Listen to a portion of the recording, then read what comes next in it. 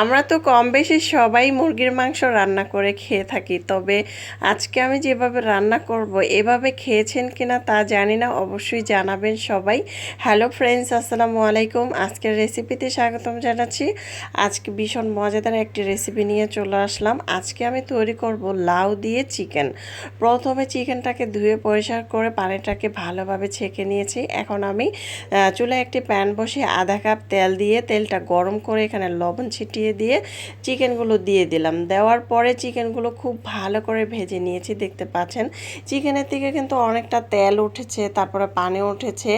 এ পর্যায়ে আমি এখানে কিছুটা মশলা দেব। আপনারা চাইলে কিন্তু চিকেনটাকে উঠিয়ে নিতে পারেন, তবে আমি চিকেনটা না উঠেই এখানে মশলা দিয়ে দিচ্ছি। এখানে আমি পেঁয়াজ কুচি দিয়ে দিচ্ছি আধা কাপের মতো।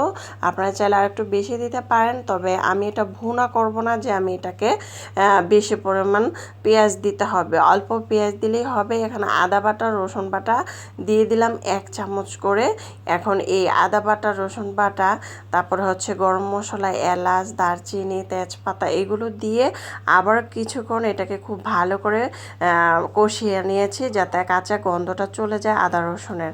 তারপর আমি এখানে কিছু মশলা দিয়েছি মরিচের গুঁড়া 1 টেবিল চামচ, ধনিয়ার গুঁড়া 1/2 চামচ, জিরার গুঁড়া 1 টেবিল চামচ, তারপরে হলুদের গুঁড়া দিয়েছি আমি 1/2 চামচ, পরিমাণ মতো লবণ দিয়েছি, আর সামান্য 1/2 চামচের থেকেও কম গরম মশলার গুঁড়া দিয়েছি।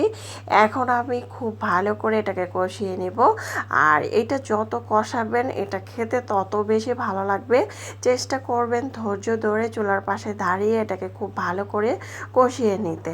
এটা যখন একদম প্যানের সাথে লেগে লেগে যাবে, এরকম পোড়া পোড়া হয়ে যাবে, ওই পর্যায়ে আমি এখানে দিয়ে দিচ্ছি লাউ আর হচ্ছে আলু। আপনারা চাইলে শুধু লাউ দিয়ে তৈরি করতে পারেন, তবে আমার বাসায় আলু না হলে চলেই না, তাই আলু দিয়ে দিলাম।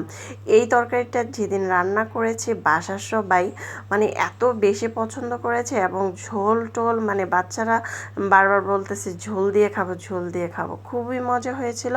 আপনারা বাসায় অবশ্যই চেষ্টা করবেন। এখন আমি এটাকে কিছুক্ষণ কষিয়ে নিয়েছি উল্টিয়ে পাল্টিয়ে, দেখতে পাচ্ছেন। আর লাউটা কিন্তু একটু বড় সাইজ করে কেটে নেবেন, যদি ছোট করে কেটে না তাহলে কিন্তু গলে যাবে, তাই একটু বড় সাইজ করে কাটার চেষ্টা করবেন।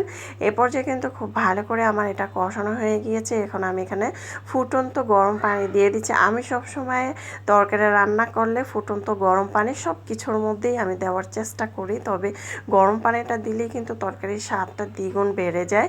যাই হোক, আলহামদুলিল্লাহ এখন আমি পানিটা দিয়ে নেড়ে চেড়ে দিচ্ছি, আর আমি 1 থেকে 2 মিনিটের মতো ঢাকনা দিয়ে ঢেকে রাখবো। তারপরে কিন্তু ঢাকনাটাকে উঠিয়ে নেব, কারণ বেশি ঢাকনা দিয়ে ঢেকে রাখলে কিন্তু তরকারিটা খেতে ভালো লাগবে না।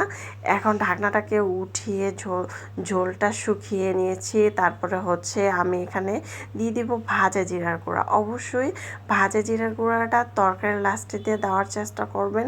তরকারি থেকে এত সুন্দর একটা ফ্লেভার আসবে।